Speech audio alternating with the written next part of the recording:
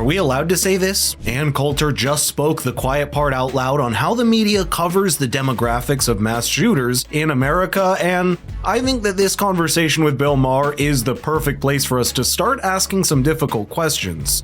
Let's start holding the media to account for the racial division that it feeds from, but first, I want you to notice the brief yet powerful moment a few weeks ago that's been making rounds ever since. I mean, we don't know who did this shooting, by the way.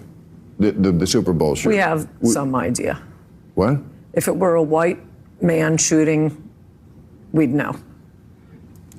Well, we don't know. But they haven't. That's how we know it's not a white man. I can tell you that much. But you think they were repressing that reporting? They wouldn't tell us about the transgender woman that shot up the Christian school for what, like a year? San Bernardino out here. Remember the crazy terrorist Muslims? That's when I first noticed, they're not telling us who it is. It's not a white male. The longer they go without telling you, it's not a white male.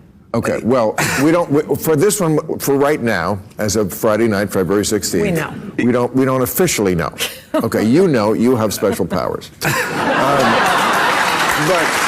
you don't have to love Ann Coulter to see the point, because neither do I, but looking at how the media has covered the perpetuators of mass shootings in the country, is it really that easy to disagree? For example, a study by the Washington Free Beacon in the years following the George Floyd incident, it has shown that news organizations are much more likely to mention the race of the shooter if he is white or Caucasian, as opposed to a racial minority group. More precisely, 23% of the nearly 1,100 articles studied by the report mention the shooter's race in that case, versus just 6% of the times when the perpetuator was African American.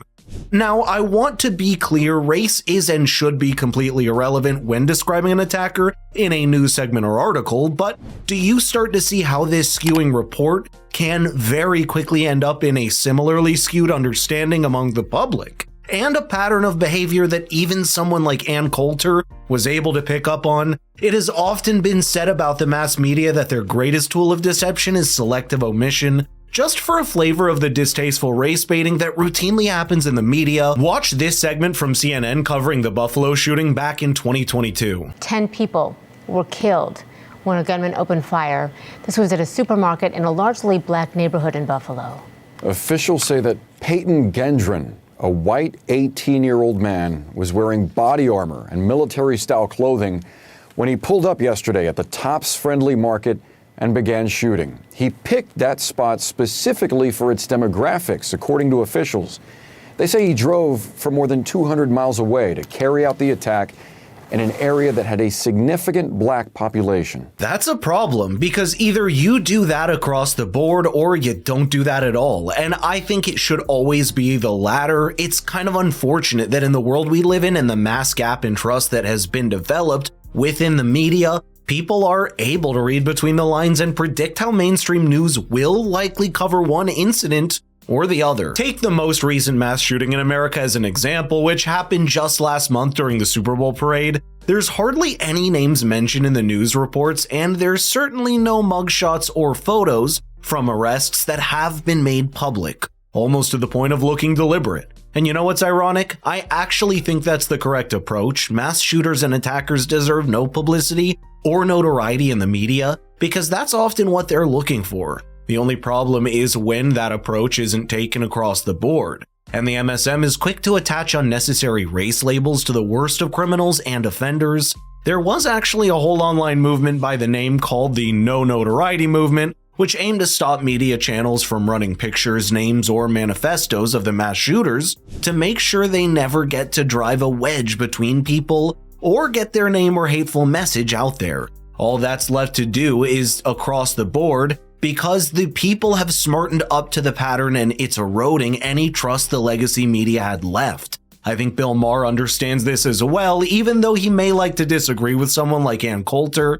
Watch him almost admit to how negatively impactful it is to mention a shooter's identity. there was a shooting at the parade. We can't have a Super Bowl parade in this country without a shooting. And and now it's always the same thing. Every time there's a shooting, every identity group is like, please, hope it's not one of us. Even trans people were like, I hope this guy has a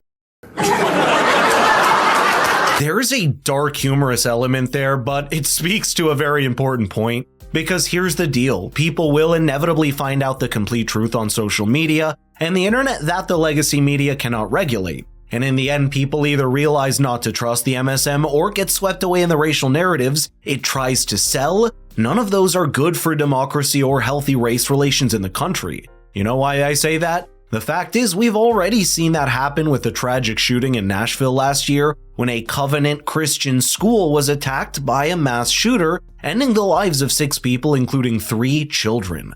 The public realized something very quickly. The media was oddly silent this time about who the shooter was really or their background. People flooded social media asking and inquiring about the motives of the attack and who committed it. It was later found out through a combination of social media and MSM admissions that the shooter was a transgender individual named Audrey Hale. Many pundits and online news channels started to connect the dots as somehow a transgender attack against Christian children. Moreover, it was discovered that the shooter had a diary and a manifesto that would just not be made public, even though people had already seen a different precedent set earlier with the manifesto of the Christchurch shooter in New Zealand. People actually dug up those diaries and texts revealing Audrey's severe mental health problems and a personal animosity with the head teacher at the school. All in all, that story revealed how the mainstream media can simply not get away with obscuring half the truth without losing people's trust, and with the presence of something like social media, there's no piece of information that can remain hidden for long anyway. Watch Ann Coulter echo a similar sentiment a few years ago, which reveals just how far in history this trust deficit with media goes. You're critical of the media coverage of Las Vegas. Well, yes. So am I. Yes. But what's your beef? The media won't ask. Now, that's what I find the most interesting. They seem strangely reluctant to pursue this. They've decided he's a white man. We got our story.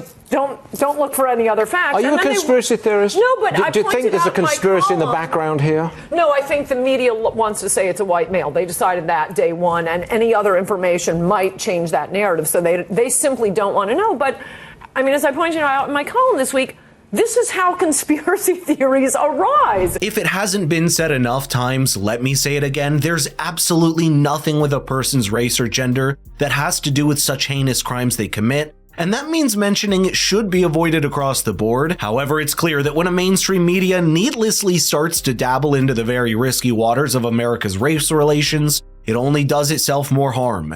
People have simply grown smarter and aren't too quick to fall for easy tricks like this. I think the response to this exchange between Ann Coulter and Bill Maher is evidence of that, because it's clear that people do see a pragmatism in Ann's somewhat cynical view of how the media works to draw predictions from it. If anything, that is not a good sign for the legacy media that is already clawing to retain any trust or relevance that it had left.